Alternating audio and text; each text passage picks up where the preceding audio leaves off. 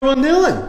Hi, welcome to Ask a Puppy Trainer Show. Harry, you like that? Welcome to the puppy. Hi, Harry. This is Harry. Do you remember Harry? He's been here before. He's so cute. And he's a lot bigger now. He fit in my palm before. Where is my front? Is this my front sheet? Yes. Okay. All right, everyone. This is episode 105. Bethany and Sparky here. You guys are welcome to put questions down in the comments, and we will be able to get to them. Now, I do want to remind everybody that you can DM us on Instagram your questions there, and then sometimes if you're scrolling through stories, you'll see the prompts. But we really like the age and the breed of the dog. So if you've got potty training questions, anything like that, we have schedules that we send out to people. We got all kinds of good stuff. So definitely, he is so cute. He is, isn't he? He knows it too. That's the problem. He knows it. I don't have favorites, but he's one of my favorites. He's so cute. All right, let's jump in. I'm gonna go ahead and jump in with kind of a tricky, different type of one. It's from Summer. She says, I need to find a safe way to keep my puppy out of things at night. She has mobility issues. She cannot open a crate. And she's crated in the past. She doesn't have any issues with crate, but she cannot crate. First thing I would say is I don't have age or breed. If you told me that you had like a 12-week-old Maltese, I'd say you can get those small plastic playpens and puppy-proof an area. But if you're telling me that you've got, you know, a much larger breed dog or just a really tenacious puppy that's gonna get out of a playpen, because a lot of playpens aren't super safe for when you sleep. And if they're metal, they can move them and manipulate them, and they'll grab at bedding and things like that, which you don't want. So some of it depends on the size and the tenacity of the dog's temperament. But we did have a couple ideas. We actually looked them up beforehand. And now I don't know to the extent of their mobility issues, but I did find from Diggs, D-I-G-G-S, Diggs Revol, R-E-V-O-L, collapsible dog crate. And it has, instead of a standard like squeeze latch or where you have to pull up and do all kinds of stuff, it's just a lift. Like the latch literally just lifts upward. You could even use some sort of spatula or tool to do that if that's a possibility. And then you said, I think I know what you're talking about, but I couldn't find it. It's a metal crate with like a quick release door. I believe it's by iCrate, like the letter I crate.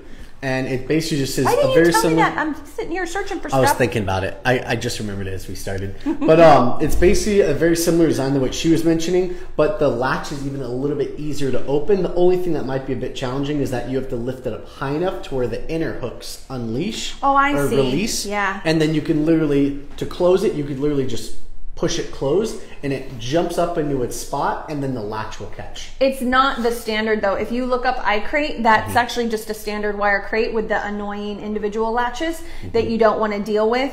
It's harder to find what he's talking about, which, oh, there it is. It says, this one says Midwest Crate Dog Ovation Single, but it's like it's just this thing that one thing that lifts up and it unlatches the other locks. And so that might be something that's much easier to do as well. For people that aren't having the same issues she is, we don't recommend it for everyone because it's more mechanisms in the crate to break down eventually. So it's not going to last you as long as a normal crate would with the singular latches that have no mechanical parts in them. So and dogs figure out how to get out of them more easily. So just to be really clear, I'm looking at Chewy. Not to advertise Chewy, but that just happened to be what popped up. Midwest Ovation single door collapsible wired dog crate. And you literally see a handle on the front that lifts up. Okay, so anyway, last but not least, can you put them in the bathroom? Can you remove the bathroom mats and all of that stuff if it's a chewing hazard for your personality of puppy and put them in the bathroom? That would be the other thing. That's okay. a good idea. Alrighty then. What about the playpens that are, they're like the circular playpens and they actually have a lid. That's a zipper lid. Some of them have a lid, top, yeah. And it gives them a bit more space, probably like a 5x5 circle, zipper lid on top, and it just is a zipper to undo it. Is it cloth though, the whole thing? The whole thing is cloth. Yeah, so I'm not a fan. That's the only trade-off. I've known a couple of our less pushy dogs that aren't chewers, which few, but they it has worked for them in the past, so just something to think about. I don't know if the zipper would work for you though. This is why the zipper. This is why I love Harry, not Haley. Call him Haley? Harry. I'll tell Haley you said that. I love Haley too. Okay, let's see. Jazzle says, sorry, just a Jazzle says, why does my puppy bark nonstop? I have no idea. So I need more context than that.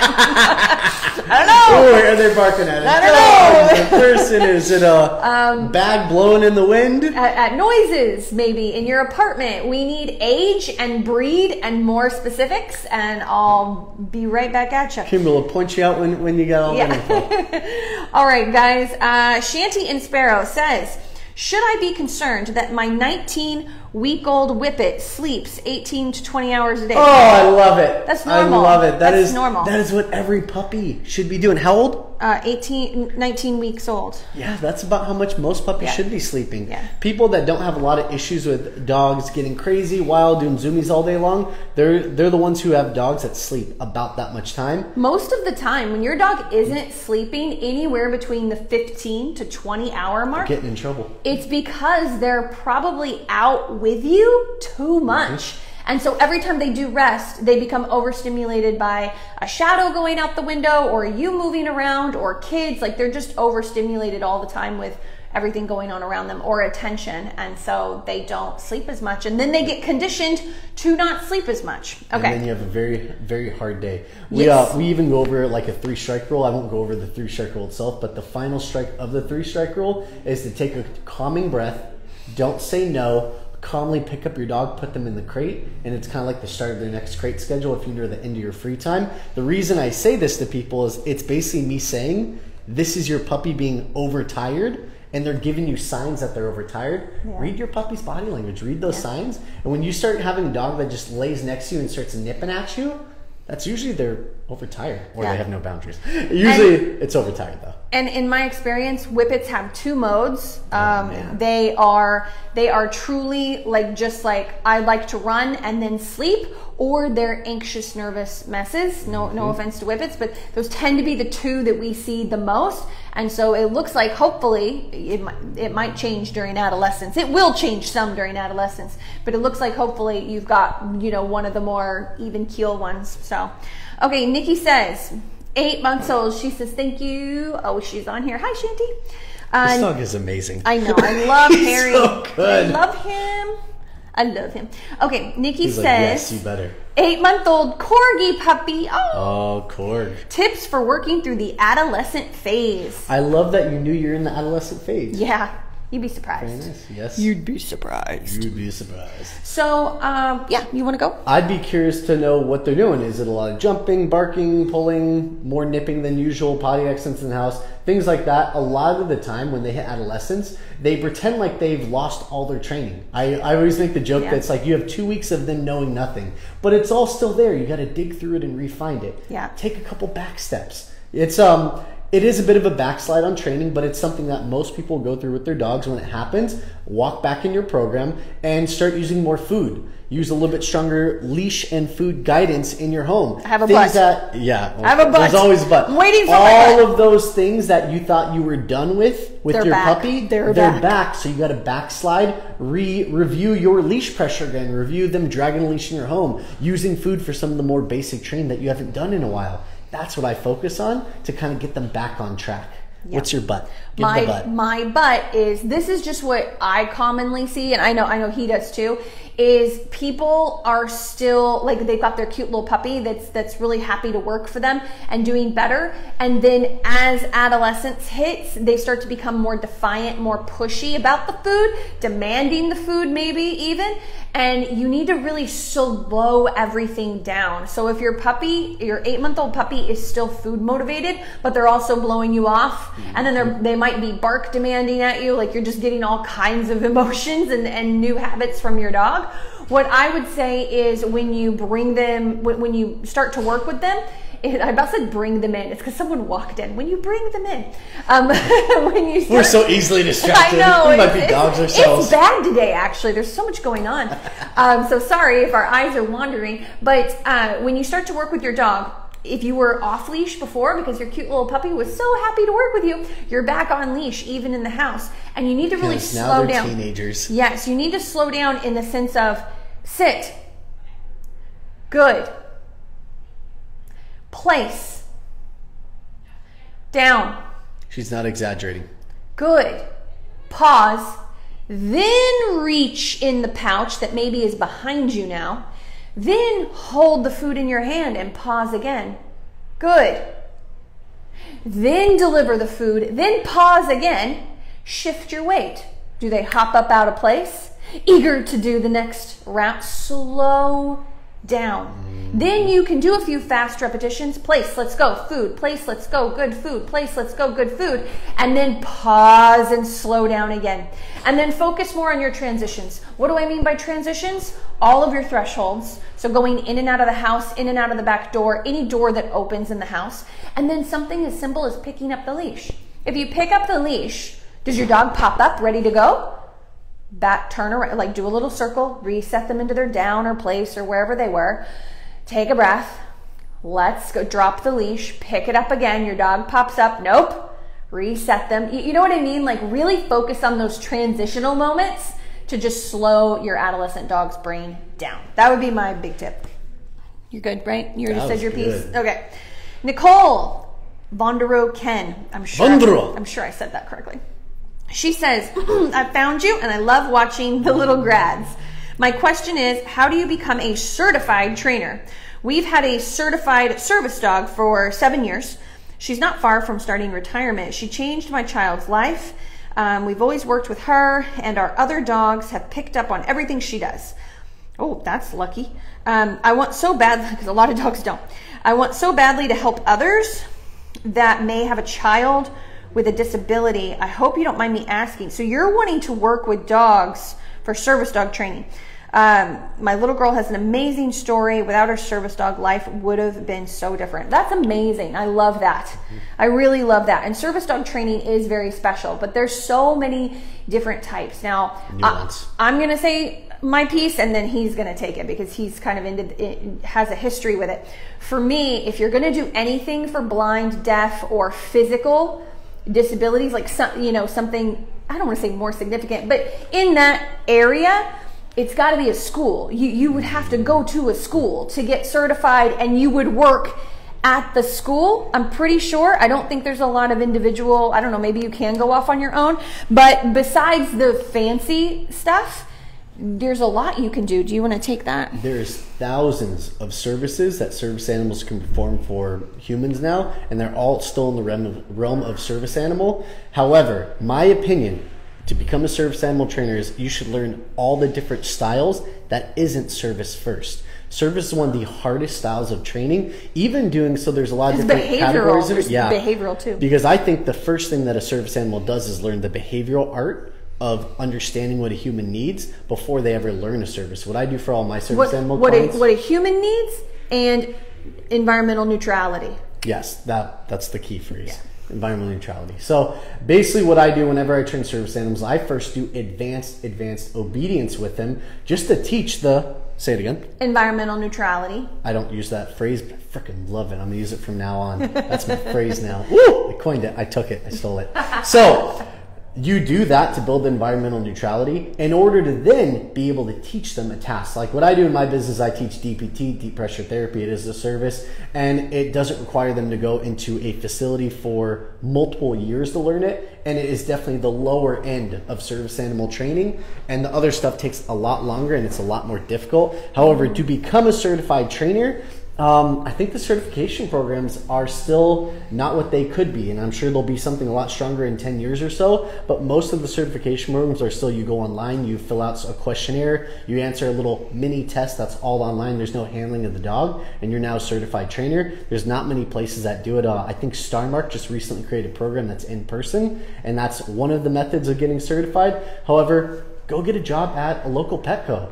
go learn a couple different programs, get a job at your local training facility as an apprentice, as an intern. I would, and I learned this from Sparky, I would strongly suggest going and working with a canine good citizens test trainer that teaches that and does that for people and approves or denies whether dogs pass. That to me would be like, that would be a good focus. Go work with that type of trainer, one or two of them, and then you can branch off from there. A lot of the bigger companies do offer that. A lot of the bigger companies actually don't even offer training anymore. I'm thinking like Petco, PetSmart, all those, they actually don't even offer training. But look up local training facilities that offer CGC and see if you can do an internship. Probably not a paid one, or probably unpaid, most of them are. And you just kind of dip your toes in it and you see if this is actually what you really want to do. But no one starts with service. They start with basic obedience. They start with balanced dog training. Obedience, and then they eventually get to the point to where they can teach all of it. But to give you an idea, I've been doing this almost 13 years. It's 13 years in next March. And it took me 7-8 years before I got into the world of service animals, because that's what my skill level needed to be in order to be proficient at it. Now you already have a history in some of this service dog training, but it looks like you also had a model dog as well that helped other dogs learn from, is what I'm guessing. And it was, it sounds like it was for your home specifically. It's very different than starting to tailor.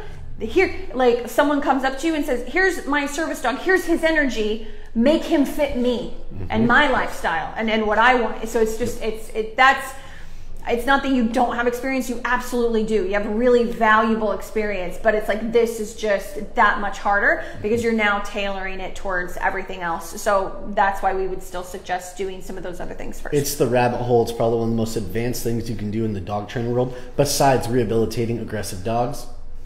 But that is definitely second to the top. I think it's one of the hardest things you could do, but it's very, very, very rewarding and heartwarming to be able to provide that for someone. When it works out. Yes. When it works out.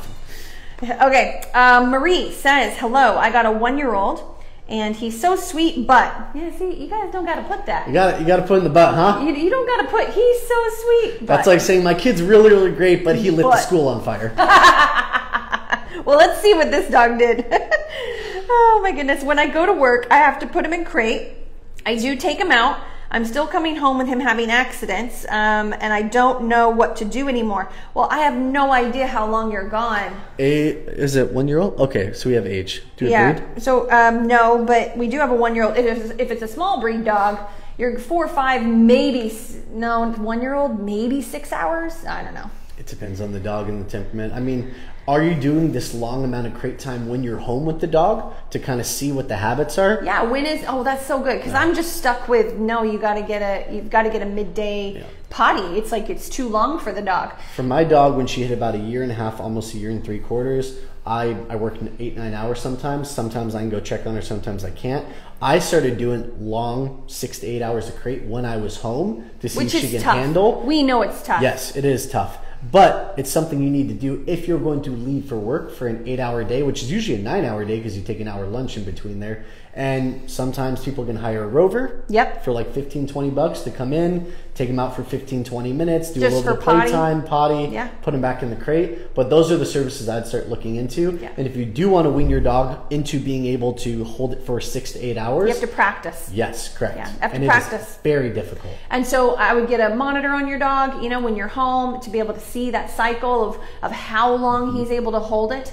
And the other thing is there free water in the crate? Oh gosh, yeah. You know, but here's another thing. If you're in Redondo Beach and it's SoCal and it's July, August, September, you have to leave water with your dog because there's no AC out here and the days are brutal. I don't care if you guys all keep your windows open or not. They have to have water, so they'll have to have a potty break midday. It's like a raging 78 degrees here right now. It's brutal. It's only May. But anyway, you get my point. So you got to take in a lot of these factors. Okay, I had a question over here, didn't I? Did I not? Oh, I thought you pointed. It was a while ago. Oh, okay. Let me scroll down. It's that one right there. Oh, okay. My dog loses their ears every time he goes out. I don't know what that means, Martine. Loses their ears? Loses their ears. I'm really sorry. There might be a language barrier, but if you could elaborate on that, I would be happy to talk about it. Whatever. I'm not sure if maybe that was just like he gets excited. His ears go behind his head because he's super excited. And that's adorable. You want the ears back. Okay. If that is, we like it. Good job. Sona says, "Can you help me create a schedule for my puppy, 8 weeks old?" Yes. You have to DM us. Yep, on Instagram. On Instagram, we will send you a schedule, and then if you want to follow up the following week and post us a schedule and kind of how you made your adaptations to it, we could walk you through it. And we love that. And we also have Kimberly doesn't, but we do.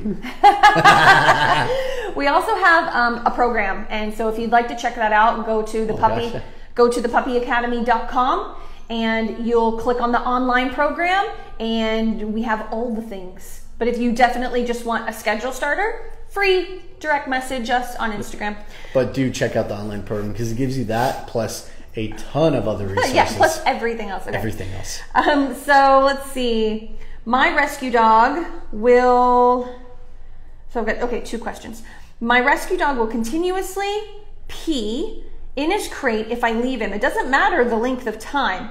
I just don't know what to do. This is similar to Marie, except it's just when she's at work.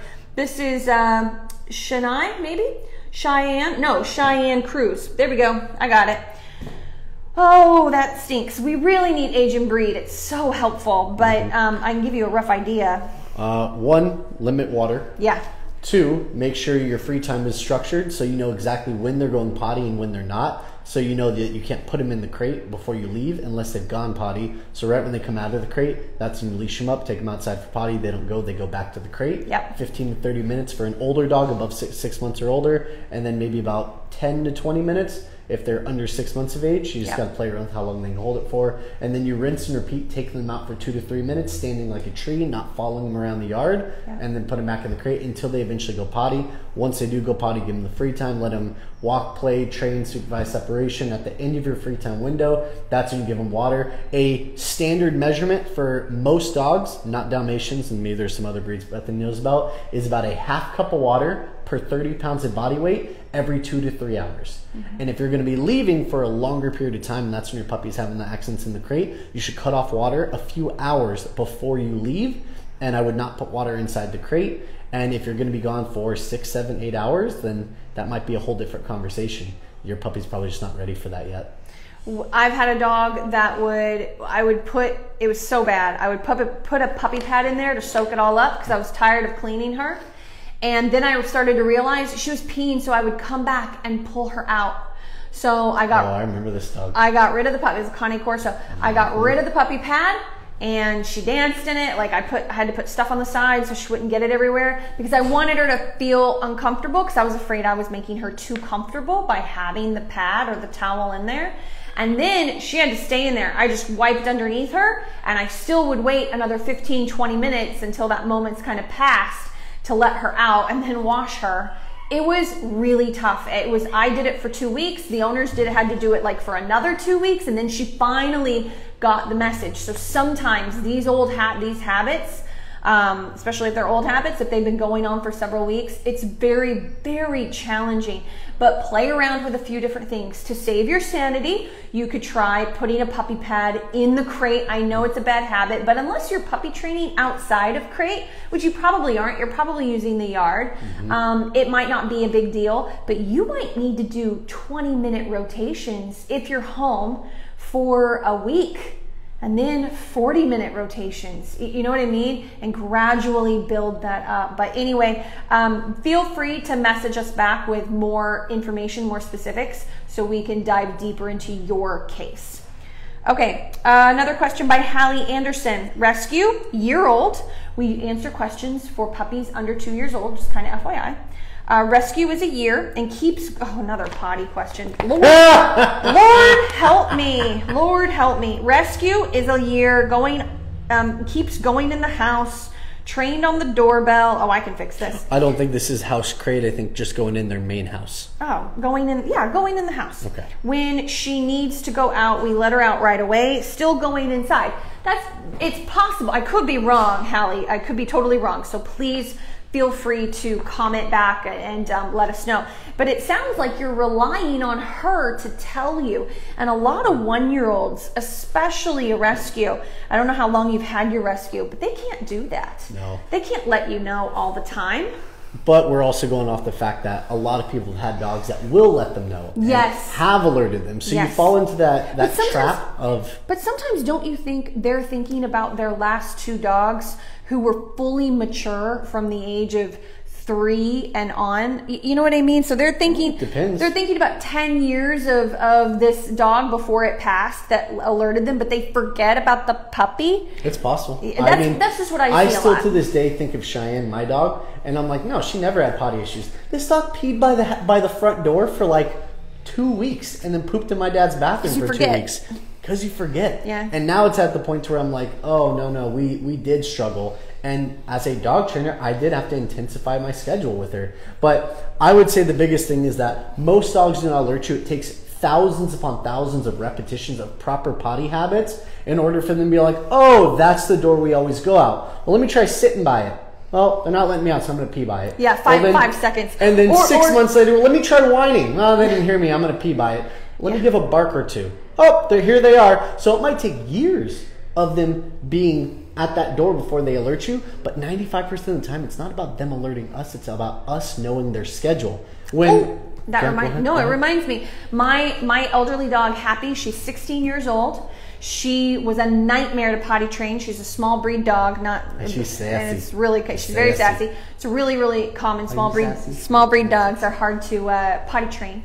And so in the last year, she's been having more and more accidents. And we've started to notice a pattern in the house that we're in now, which we've been in for about 5 years. She'll go behind the couch, which is where they exit. She'll stay there. She literally just does a loop. Like, she'll just go behind the couch and does a loop, and if nobody comes, she goes in another room and poops. Like, she doesn't even wait, like he said, like, waits and no one comes, so I'm going to pee right here. No. All we get is a quick loop, and then she's in the other room and pooping. She's an old lady. Let her have her bean. And I'm just like, that's our cue of like, get off our butt and hurry up and go do it. My point is like, she's reverting, and she doesn't even give much of a signal. Some dogs really don't like to even leave where their human is. You know what I mean? So it's like, if you're in the bedroom or the kitchen, they don't want to go use the potty bell if it's in a different part of the house because they want to hang out where you are. That's another common issue that we see, which is why we're just saying there's nothing wrong with the potty bell. You can keep it up. It'll solidify, hopefully, in the future. But you have got, he doesn't like it, but I've seen it work really well for a lot of dogs. But you have got to more proactively be taking her out. So if you think she goes about every 3 hours, then you need to do 2 hours and 45 minutes for 2 weeks. And I bet it'll decrease, immensely. So keep us posted. And she needs more habitual chances of you taking her out. More structure, more routine. Yes, routine is what they need when they... Once you get a few thousand repetitions and your dog starts to naturally just kind of wandering over by that back door and sitting there, that's maybe when I'd introduce potty bells. I still train with potty bells. You can still do the potty bell. You can still do the potty bell just when you're taking them out. Yep. Are you mouthing now? That's the most pitiful mouthing I've ever seen. It's like cute mouthing. It's adorable. This is the difference between... He's not trying to eat you. He's trying to love you with his teeth. Yeah, it's the difference between soft mouthing versus biting where we're like, no. Okay. Well, I got kisses. You're the one that got one. I got kisses. Oh, kisses, cute kisses. You're shoving your elbow in his face. Of course he's kissing you. Kisses. Okay, do we have time for one more? Okay, we're squeezing this in. We started a few minutes late. Squeezing it in. A puppy trainer show. Oh yeah, that's us. We said. What was the title of the video? The title of the question was, why do puppies pee on their own bed? What is with these pee questions today? No, I'm just kidding. It's a urine-filled day. It's fine. I just got a rescue wired terrier mix from a hoarding house. Good luck. Not the hoarding house, the wired terrier. Oh, wow, a lot of energy. And this is from Lit Girl. She's refusing to go potty outside. Oh, I love you too, Harry. Walk on leash or play with toys. When we go outside in the grass, she'll lie, look at me. She doesn't know what to do. Doesn't want me to be in the room when she does use the puppy pads. She feels like she has to sneak to go potty.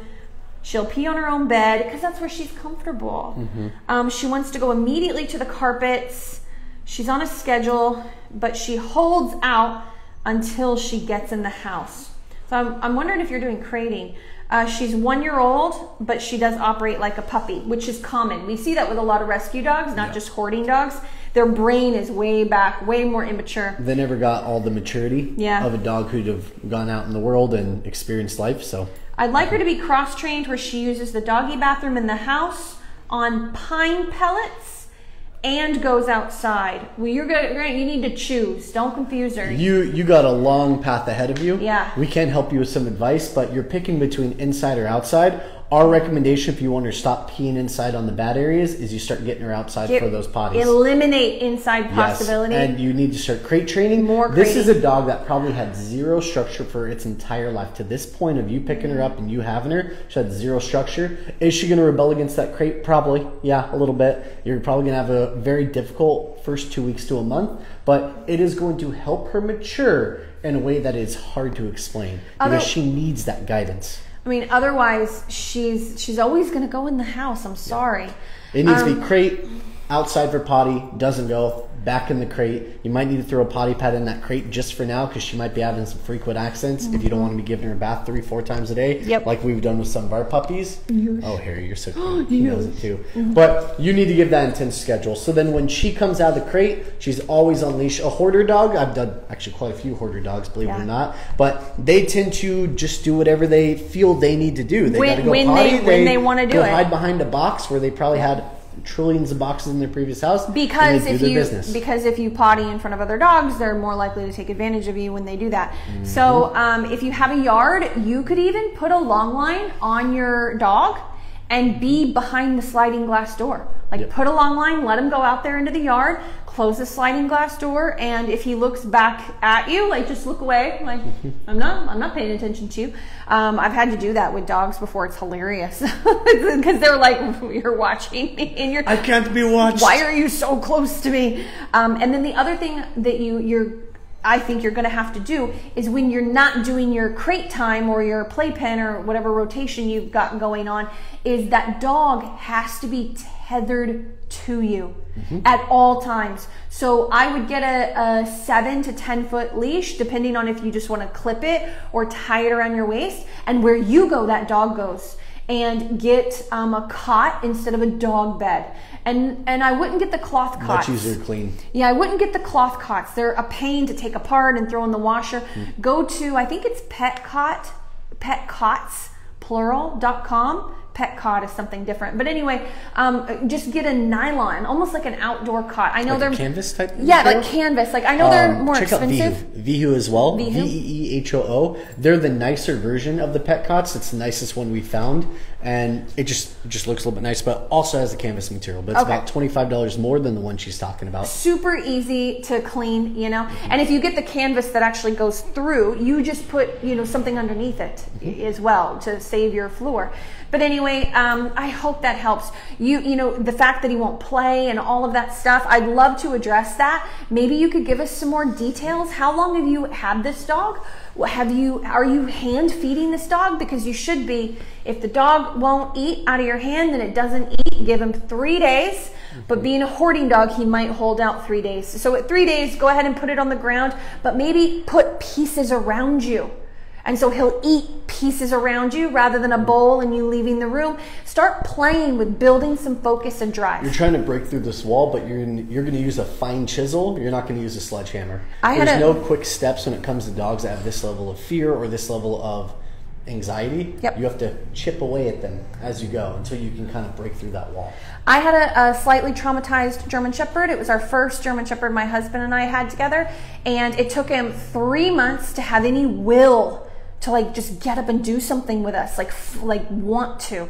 And then it took another 3 months for him to squeak a toy. He was laying on the ground, and he's like 4 years old. It's not like he was old. And he squeaked a toy, and I swear, we had been trying, and I swear the only reason he did it is because he saw Happy, our other dog, playing all the time, and it took him 6 months, to finally do it. So, and then that's not even as severe of a case as what you're dealing with. So just take your time. It's not uncommon, and I'd love to hear back from you anytime. All right, guys, thank you so much. Same time, same place next week. Awkward smile time. Harry says bye.